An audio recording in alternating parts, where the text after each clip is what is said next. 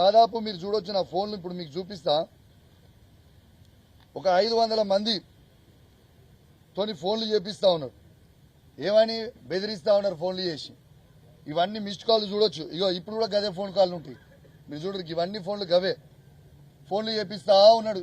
చిన్న పిల్లగాడు చేపించినాడు, దీనికి ఎవడో భయపడతాడు అన్నట్టు. విజయన్న, నేను నిన్ను అడుగుతా ఉన్నాను, నిన్ను సవాల్ ఎవడు విసిరమన్నాడు? ఎవడన్నా రైతులు అడిగిందా నిన్ను? మేము అడిగినామా నీ సవాల్ విసిరమని? సవాల్ నువ్వే విసిరినావు. నీ సవాల్ని మేము స్వీకరించినాం. స్వీకరించి చూపించిన తర్వాత ఇవాళ నీకు జవాబు లేకుండా మీ కాంగ్రెస్ పార్టీ కొందరు బ్రోకర్లతోని ఫోన్లు చేయించి బెదిరిస్తా ఉంటే భయపడేటోడు ఎవడున్నాడు? విజయన్న, ఒకటి గుర్తుపెట్టుకో, మీ రేవంత్ రెడ్డికే నేను భయపడలే. మీ రేవంత్ రెడ్డినే నా ఎండక బరాబర్ అని రోజు నిలదీస్తా ఉన్నా. ఈ బచ్చగాలు వాళ్ళు వీళ్ళు ఫోన్ చేస్తే మేము భయపడతామైంది. ఒక్కసారి మీరు ఆలోచన చేయండి విజయన్న గారు, ఇట్లాంటి చిల్లర పనులు బంద్ చేయరి. అదే మేము నీకు నువ్వు 55 ఏళ్ళలో 60 ఏళ్ళలో ఉంటావు. ఆ ఏజ్లో నీకే అంత తీటుంటే 40 ఏళ్ళ పిల్లగాని మరి నేను కూడా, మరి నాకెంత తీటుంటుందో ఒక్కసారి ఆలోచన చేసుకో.